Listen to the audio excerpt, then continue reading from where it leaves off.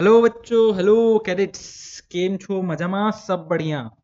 Lecture number 2 यानी कि number analogy हमने पढ़ लिया था। अब हमारा टारगेट है पढ़ना अल्फाबेट एनालॉजी।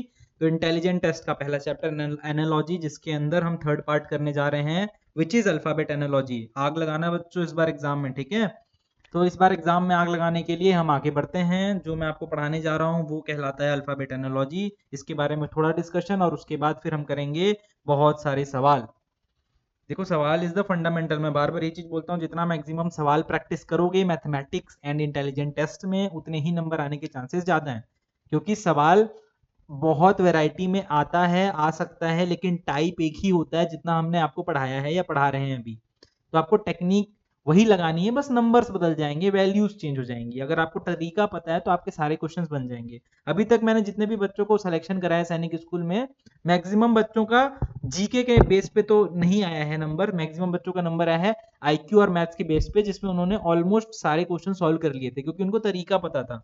ऑफलाइन में क्या होता है, हमारे पास जो कोचिंग में बच्चे आते हैं यहाँ पर घर पे, जो हमारी जो कोचिंग है एडू मेंशन की कोचिंग सेंटर के अंदर पढ़ाने में ये रहता है कि हम बच्चों को पर्सनली बैठ के डांट के या जो भी जरूरत पड़े हम उनको याद करा सकते हैं।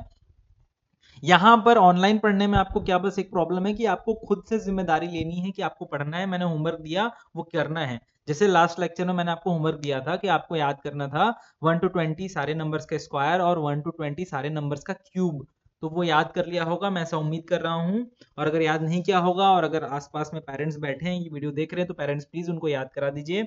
आगे बढ़ते हैं अल्फाबेट एनालॉजी में। अल्फाबेट एनालॉजी में 3 टाइप्स के क्वेश्चंस बन सकते हैं जनरली लेवल पे, वो मैं बता दूंगा। और क्वेश्चंस जो कराऊंगा उन्हीं क्वेश्चंस में से मैक्सिमम टाइम पे सैनिक स्कूल से क्वेश्चंस आते हैं, यानी कि प्रीवियस ईयर क्वेश्चंस भी जब मैं प्रैक्टिस कराऊंगा तो आप देखोगे कि यार सवाल इजी ही आते हैं, ऐसा टफ नहीं होता है। तरीका ऐसा ही होता है जो अभी मैं आपको बताने वाला हूँ। पहला देखो, इसमें क्या क्या टाइप्स के आ सकते हैं। इससे ज्यादा टाइप्स एग्जिस्ट करते हैं दुनिया में, लेकिन हम ये 3 पढ़ने वाले हैं।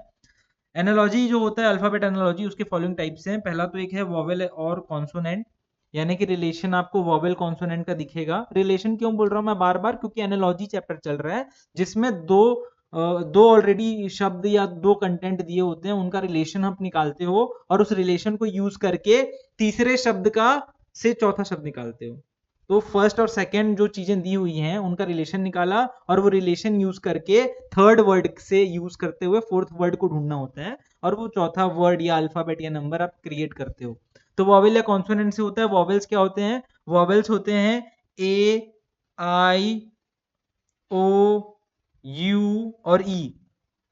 ठीक है, इसको मैं फिर से लिख देता हूं एक बार, इसको थोड़ा मोटा कर दिया जाए। हाँ, फिर से बोलता हूँ। वॉवेल्स इंग्लिश में हालांकि पढ़ते हैं अपन, आपको बचपन से पता ही होगा, नहीं पता होगा फिर से मैं बता दे रहा हूँ। वॉवेल्स क्या होते हैं? वॉवेल्स जो होते हैं 26 अल्फाबेट्स जो इंग्लिश के हैं, A B C D E F करते करते जेड तक जाओगे, तो उसमें से 5 ऐसे लेटर्स हैं, अल्फाबेट हैं, जिनको हम वॉवेल बोलते हैं। ए, ई, आई, ओ और यू। क्योंकि इनको वॉवेल बोलने का मतलब क्या होता है या क्यों रीजन से बोला जाता है वॉवेल, क्योंकि आप इनको प्रोनाउंस कर रहे होते हो, जब आप इसको प्रोनाउंसिएशन निकाल रहे होते हो, तो ये इंडिपेंडेंट है, खुद पे किसी और पे डिपेंड नहीं कर रहे। यानी कि आप ए बोलते हो तो ए बोलने पे आपको सी सुनाई नहीं दे रहा है, आपको पी सुनाई नहीं दे रहा है। ठीक है, मैं बताऊंगा कि मैं क्या कहना चाह रहा हूं जब कॉन्सोनेंट समझाऊंगा तो। हालांकि चलो कॉन्सोनेंट पे आते हैं पहले, तभी आपको ना वोवेल ऑटोमेटिक समझ आ जाएगा। कॉन्सोनेंट कौन से शब्द हो गए? सारे के सारे बाकी बचे लेटर, यानी कि ये 5 तो वॉवेल हो गए, और उन 5 के अलावा जो 21 अल्फाबेट्स बचे, यानी कि बी, सी, डी, एफ करते करते करते करते एक्स, वाई और जेड, ये यहां तक जो 21 है वो सारे क्या है? कॉन्सोनेंट है। अभी ये कॉन्सोनेंट क्यों कहलाते हैं समझो। अगर मैं बी बोलता हूं, बी, तो बी प्रोनाउंस करने में देखो लास्ट में ई लग रहा है, बी, सुनाई दिया ना ई। सी बोलता हूं तो सी, तो या तो ई या तो आई लग रहा है लास्ट में, है ना? साउंड सुनने में तो आ रहा ना वैसा, भले ही यहां पर लिखा हुआ नहीं है।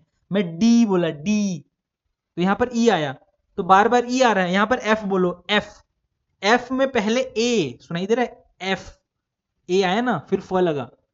तो यहां पर ये सारे शब्द, ये जो 21 शब्द नहीं लेटर्स अल्फाबेट, ये जो 21 अल्फाबेट्स हैं, वो उन पांचों पे डिपेंड कर रहे हैं। ये जो 5 हैं इनके साउंड पे डिपेंड कर रहे हैं। तो ये जो 21 है ये डिपेंडेंट है किस पे? उन पांचों पे। और वो पांचों इंडिपेंडेंट है, आजाद हैं, उनको किसी की हेल्प नहीं चाहिए प्रोनाउंसिएशन का। इनको चाहिए, एफ बोलूंगा तो वहां पर ए सुनाई देगा, एक्स बोलूंगा तो वहां पर ए सुनाई देगा, है ना। वाई बोलूंगा तो वहां पर आई सुनाई देगा, आई वाई, है ना। वाई बोलने पे आई सुनाई दिया। तो उसी तरीके से अल्फाबेट और वॉवेल्स में ये डिफरेंस होता है, ठीक है। अल्फाबेट कह रहा हूँ, वॉवेल्स एंड कॉन्सोनेंट में डिफरेंस होता है। ये 26 अल्फाबेट्स को हमने डिवाइड कर दिया। यही जो शब्द है अंग्रेजी में जो आप सुन रहे हो वॉवेल्स एंड कॉन्सोनेंट, हिंदी में इसको स्वर और व्यंजन बोलते हैं, अगर ऐसे एक्स्ट्रा नॉलेज चाहिए तो, ठीक है। हिंदी तो थोड़ा बहुत आना चाहिए वैसे भी, अभी आप पढ़ोगे, हालांकि हिंदी में आपने पढ़ा ही होगा स्वर या व्यंजन।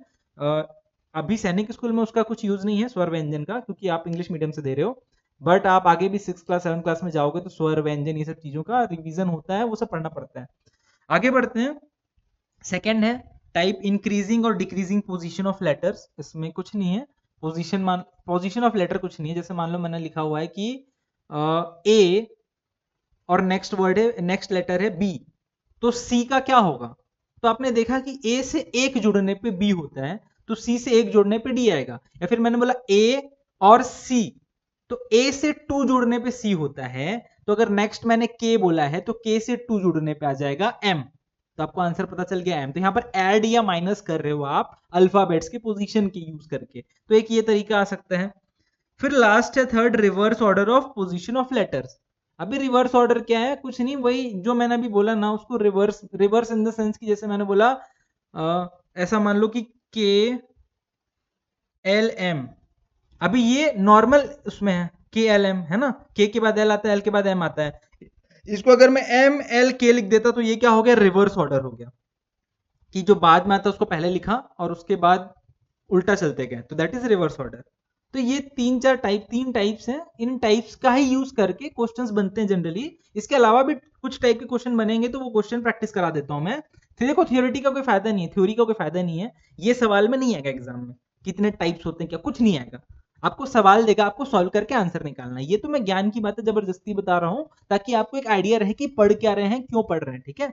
सवाल करो, मेन वो इंपॉर्टेंट है। तो सवाल पे आते हैं, उससे पहले कुछ याद करने के लिए होमवर्क है इस लेक्चर में। वो होमवर्क क्या है, आपको ये याद करना है। अभी क्या है ये समझो। देखो यहां पर देखना, ध्यान से सुनना। रेड कलर ले लेते हैं। पहला ये वाला टेबल देखो, पहला ये वाला रो देखना, ठीक है। फॉरवर्ड ऑर्डर पोजीशन, इसमें क्या लिखा है, लेटर्स को पहले A B C D E F G H I J K L M N O P Q R S T U V W X Y Z लिखा हुआ है। ये 26 अल्फाबेट है इंग्लिश के। इनका पोजीशन अल्फाबेट में फॉरवर्ड डायरेक्शन में, यानी कि ए से शुरू करूंगा तो क्या होगा, ए से शुरू करने पे 1 पहला, फिर सेकंड कौन है बी, फिर सी का कौन सा पोजीशन है 3। तो ऐसे काउंट कर सकते हो आप। अगर मैं आपको बोलूं कि के, तो आप काउंट कर सकते हो A B C D E F करके के का, ठीक है। तो फॉरवर्ड पोजीशन में आपने पहले याद किया सारे ए बी सी डी का पोजीशन। अब उसको बैकवर्ड में भी याद करना है। बैकवर्ड कैसे, जेड से शुरू करना है 1। अभी ए से शुरू किया ना, ए मतलब 1, बी मतलब 2। और दूसरा क्या, बैकवर्ड ऑर्डर। बैकवर्ड ऑर्डर में कैसे याद करना है, z का 1, y का 2, x का 3, और ऐसे करते हुए बैकवर्ड में भी याद करना है, क्योंकि दोनों ट्रिक्स यूज आ जाते हैं एग्जाम में, ठीक है। तो पहले ये याद करना, ये होमवर्क है आपका। ये याद करने के बाद ही सवाल बनेंगे, हालांकि अभी मैं इसी लेक्चर में सवाल कराऊंगा, बट ये याद करना है, ठीक है। तो पॉज करके इसको लिख लेना आराम से, और इसको याद करना। स्क्रीनशॉट अगर आता है स्क्रीनशॉट ले लेना। अगर ऐप अलाउ नहीं कर रहा है स्क्रीनशॉट लेने का तो कोई दिक्कत नहीं, इसको पॉज करके लिख लेना आराम से, और ये मेमोराइज करना है, ठीक है। मैंने कैसे याद किया था बचपन में, मैं वो तरीका बता देता हूं। मैंने 5-5 का पेयर बनाया था। 5-5 का पेयर क्या था, देखो ए से लेकर ई तक 5 है। तो मैं, अगर मेरे को आपने एफ बोला तो मैं ए बी सी डी नहीं गिनूंगा। मेरे को याद है कि ई लास्ट होता है, तो ई का 5 है, और ई के बाद एफ आता है, यानी कि एफ 6 होगा। फिर वैसे ही यहां पर 6 से लेकर 10 तक का, यानी कि एफ से लेकर जे तक का एक पेयर बना लिया। फिर 11 से लेकर मैंने 15 तक का एक पेयर बनाया। 16 से लेकर मैंने 20 तक का एक पेयर बनाया। और 21 से लेकर लास्ट में 26 तक का एक पेयर है। तो इससे मेरा क्या एडवांटेज होता था, मेरे को अगर किसी ने बोला v की वैल्यू बताओ v, तो मैंने क्या बोला, v कहां आएगा, e में e, a से e 5, f से j 10, k से o 15, और p से t 20। तो t तक तो 20 आ गया। फिर u हो जाएगा 21, v हो जाएगा 22। देखो v कितना है 22। अभी अगर नहीं समझ आ रहा कोई बात नहीं, क्योंकि आपको याद नहीं है, मेरे को याद है, इसलिए मैं से बिना लिखे बोल पा रहा हूं। अभी आप याद कर लोगे तो मैं जो बोल रहा हूँ वो फिर वो नेक्स्ट दोबारा से अगर रिपीट करके ये लेक्चर देखोगे तो आपको चमकेगा कि सर क्या बोल रहे थे इतना फटाफट। ठीक है, तो ये आपको याद करना है, ये होमवर्क इस लेक्चर का।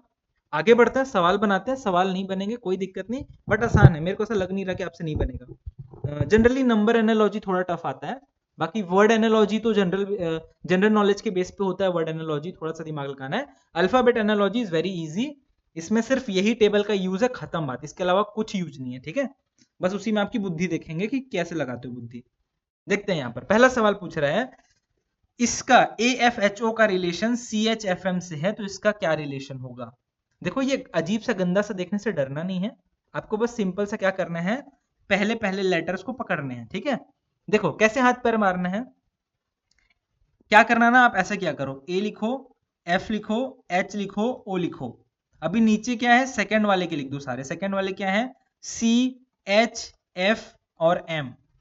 ठीक है, और यहां पर रिलेशन कैसे दिखेगा आपको, पोजीशन वाइज। देखो ए के में अगर मैं +2 कर दूं, क्या कर दूं, +2, तो ABC है ना, ए पहला है और उसमें मैंने 2 जोड़ दिया, तो ए के बाद क्या आता है, B और C, तो C आ गया 2 जोड़ने पे, इसलिए +2 किया यहां पर। F के और H का क्या रिलेशन है, F के बाद GH, यानी कि यहां पर भी +2 रिलेशन है। उसके बाद H से F में क्या रिलेशन होता है, H से F में उल्टा चलना पड़ेगा। ठीक है, तो H से पहले क्या आता है, या फिर यहां से देखो, F से H में जाने में 2 जुड़ते हैं, तो H से F में आने में 2 घटेंगे, तो यहां पर क्या आ गया, -2। अभी M से O जाने में NO 2 लगता है, तो O से M में आने में क्या करेगा, -2, तो यहां पर भी -2।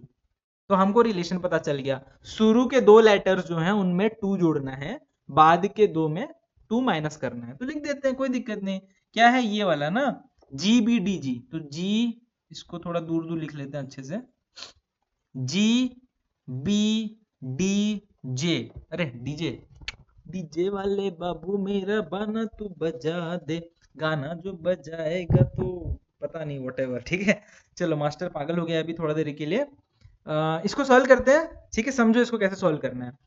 मैंने बोला ये जो रिलेशन है उसको आपको इसमें यूज करना है। इसमें क्या रिलेशन था, शुरू के 2 शब्द, शुरू के जो अल्फाबेट थे 2, उसमें 2 ऐड किया है, फिर लास्ट के 2 अल्फाबेट में 2 माइनस कर दिया, तो वही करते हैं अपन भी। जी में 2 ऐड कर देंगे, +2, तो जी के बाद HI, यानी कि यहां पर क्या आ जाएगा, I। बी में 2 ऐड करेंगे, +2, तो बी में ऐड करने पर 2 कितना आ जाएगा, बी के बाद CD, तो यहां पर डी में 2 माइनस करेंगे, डी में 2 माइनस करेंगे तो डी से उल्टा आएंगे, यानी कि CB, तो यहां पर क्या आ गया, B। जे से भी 2 माइनस करेंगे, तो जे से पहले आता है I और उससे पहले आता है H, तो यहां पर क्या आ गया, H। तो आंसर क्या हो गया आप लोगों का, आंसर हो गया IDBH, तो यानी कि answer option number D, IDBH, that is the correct answer. Time बचाने का अगर बुद्धि लगाना है तो आप क्या क्या करो, पहला वाला जो आया था ना, यहां पर आपको दिख रहा है, पहला वाला ये जो जी वाला है, पहले वाले से ही आंसर आपको दिख जाता कि पहला जी का आई है, और आई से शुरू होने वाला एक ही ऑप्शन है, लास्ट वाला, तो आप टाइम बचा सकते थे, पूरा सॉल्व करने का जरूरत नहीं था। ऑप्शन वाले सवाल में यही फायदा होता है कि आप टाइम मैनेज कर सकते हैं अगर आपको थोड़ा बहुत आ गया तो। ठीक है, आगे बढ़ते हैं। नेक्स्ट यहां पर आए, ठीक है, क्या हो गया ये, सवाल नंबर 2, वीडियो पॉज करके सॉल्व करने की कोशिश करें, सॉल्व करने की कोशिश करें, मैं बताता हूं। अब बना होगा, आसान है, करो, देखो वही तरीका है, कुछ नहीं करना है, पहला और दूसरे को ऊपर नीचे लिख दिया, फिर देखते हैं उसमें क्या पैटर्न बनता है। हाथ पैर मारने का खेल है और कुछ नहीं खेले, बस हाथ पैर मारना है आपको, हाथ पैर सही लग गया जितना जल्दी उतना बेटर है, जितने ज्यादा सवाल करोगे उतना बेटर आपको एक आइडिया मिल जाएगा कि हाथ पैर कहाँ मारना है, कैसे मारना है।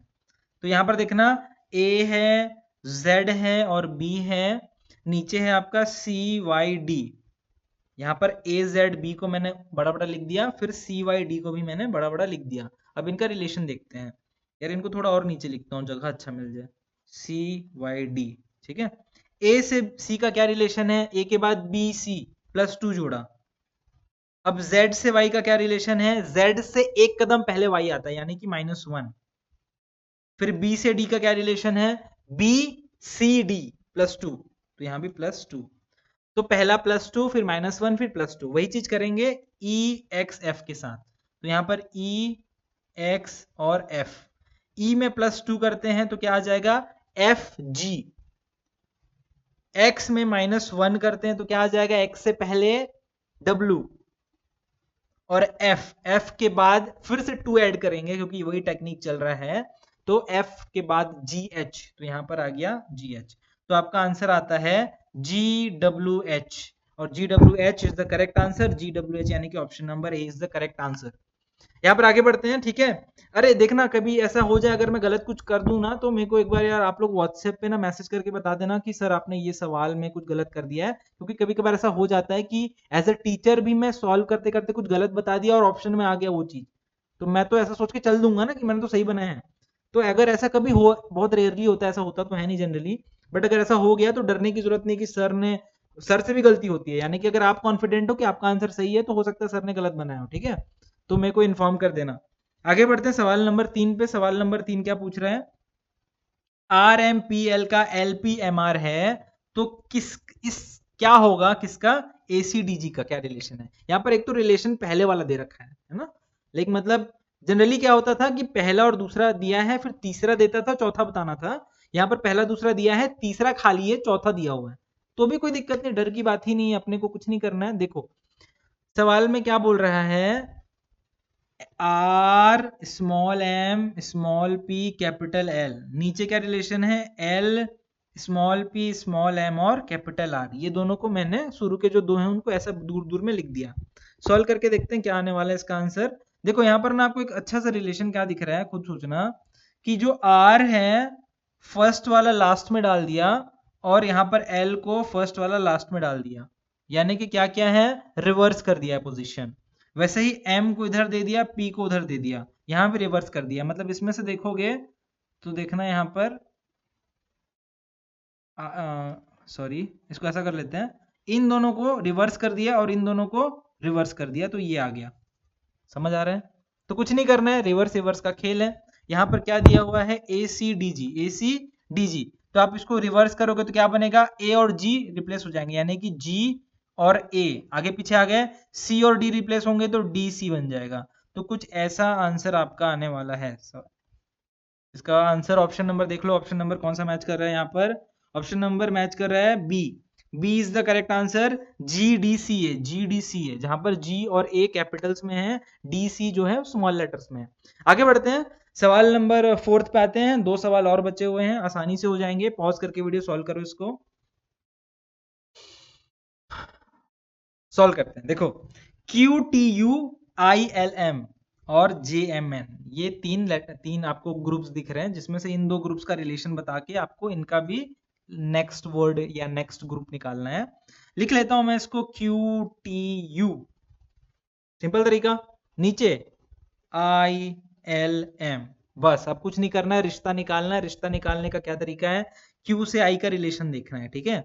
देखो होता है क्या ना यार, हमको माइनस करने में थोड़ा डिफिकल्टी होती है, मतलब उल्टा आने में। अगर अभी क्यू है, क्यू के बाद तो आई नहीं आता है, आई तो पहले आता है, तो इसको माइनस करना ही पड़ेगा, वो तो पता चल ही रहा है, तो वो गिनने में बड़ा उल्टा लगेगा ना, क्यू पी, फिर पी से पहले ओ से पहले एन, फिर एम, तो बड़ा गंदा हो जाता है। तो आप क्या करो ना, आई से क्यू देखो और उसको माइनस में लिख देना। तो आई से क्यू कितने में आता है, आई के बाद J K L M N O P Q, यानी कि 5 और 3 8। आई से क्यू जाने में 8 जोड़ना पड़ता है, तो क्यू से आई आने में 8 माइनस करना पड़ेगा, -8। सिमिलर क्या करो, यहां पर टी और एल का रिलेशन देखना है, एल पहले आता है तो एल से काउंट करो फिर माइनस कर देना, तो एल के बाद M N O P Q R S T, 5 और 3 8, यहां पर भी 8 का डिफरेंस है, तो यहां पर भी टी से एल यानी कि कम हो रहा है तो -8। और उसी तरीके से यू और एम का देख लो, एम से काउंट करो यू तक में और फिर माइनस में उसको लिख देना, तो एम से काउंट किया, एम के बाद N O P Q R S T U, 5 और 3 8, यहां पर भी -8, तो तीनों में 8 को माइनस किया हुआ है, तो आपको बस 8 को माइनस करना है, और 8 को माइनस करने पे जो भी आंसर आएगा that will be the correct answer. तो जे एम और एन को लिख लिया बड़ा बड़ा, जे में -8 करेंगे, एम में -8 करेंगे और एन में -8 करेंगे, तीनों में। देखते हैं, जे से -8 करना है तो अभी यार उल्टा गिनना पड़ेगा आपको। तो उल्टा गिनने का क्या तरीका होता है, या तो एग्जाम हॉल में क्या करा करो ना, अगर इसमें बनाने में डाउट हो रहा है तो फटाफट ना अल्फाबेट लाइन से लिख लो, ABCDEFGH करके, और फिर उसके बाद काउंट कर सकते हो तुम ऐसे देख देख के, ठीक है। तो जे से 8 माइनस करना है, मैं बड़ा हूं, मेरी एज बड़ी है, मेरे पास दिमाग बड़ा है, तो उस हिसाब से मेरे को उतना दिक्कत नहीं होगा, मेरे को मैं दिमाग में कर सकता हूँ। अगर आपको दिक्कत है, दिमाग में नहीं बन रहा, तो आप क्या करो, फटाफट पेपर में लिख लो A to Z तक और उसमें फिर काउंट करना। मैं भी दिमाग में काउंट करता हूँ। जे से 8 माइनस करना है, तो जे से पहले आता है